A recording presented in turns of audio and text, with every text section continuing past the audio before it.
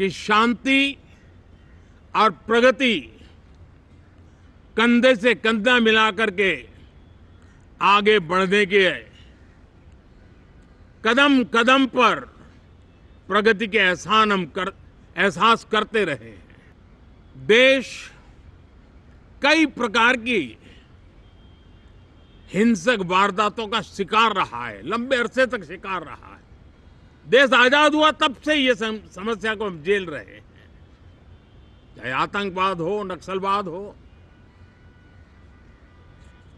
कोई प्रारंभ में शुरू हुआ होगा, कोई बाद में शुरू हुआ होगा, लेकिन आज नक्सलवाद का, माओवाद का दायरा बहुत तेजी से सिकुड़ रहा है। माओवाद को, नक्सलवाद को जड़ से उखाड़ने के संकल्प के साथ देश के सुरक्षा बल एक नए आत्मविश्वास से, तेज गति से सफलता की ओर कदम रख रहे हैं। और मैं गर्व से कह सकता हूं, देश में सैकड़ों जिले नक्सल की चपेट में से निकल करके आज मुक्ति का सांस ले रहे हैं।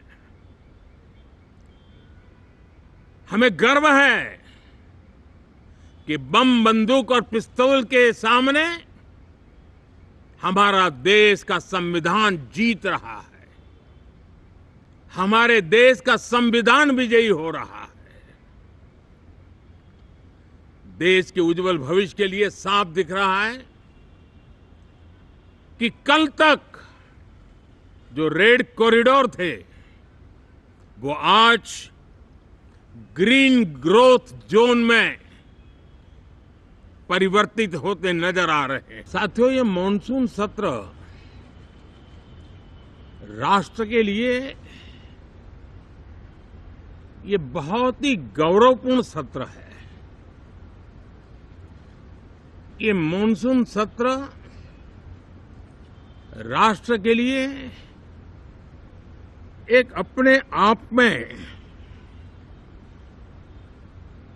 विजयोत्सव का रूप है।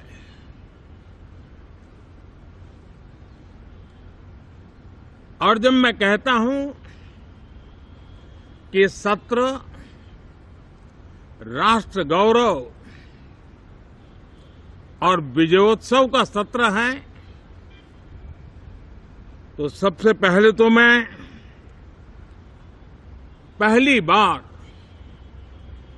इंटरनेशनल स्पेस स्टेशन पर भारत का तिरंगा झंडा वहां लहराना,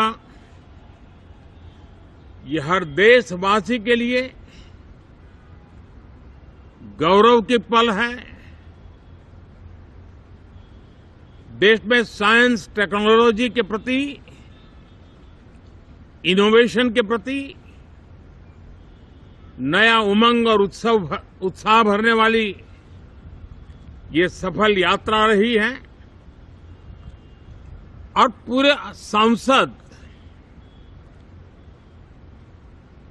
लोकसभा, राज्यसभा दोनों सदन देशवासी जिस गौरव का अनुभव कर रहे हैं, उसमें एक स्वर से जुड़ेंगे, एक स्वर से इसका यशगान होगा। जो भारत को अंतरिक्ष में नई ऊंचाइयां पर पहुंचाने वाले जो भावी कार्यक्रम हैं, उनके लिए भी प्रेरक बनेगा, प्रोत्साहक बनेगा। ये मॉनसून सत्र एक विजयोत्सव है। पूरी दुनिया ने भारत की सैन्य शक्ति का,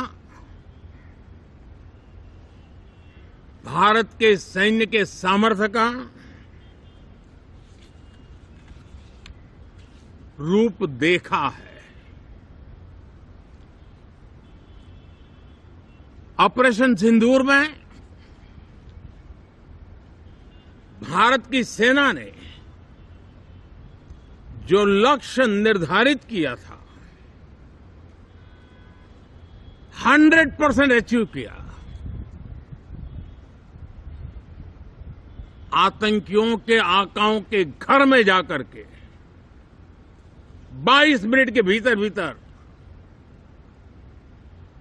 ऑपरेशन सिंदूर के तहत उसको जमींदोज कर दिया गया। और मैंने बिहार की एक कार्यक्रम में इसकी घोषणा की थी,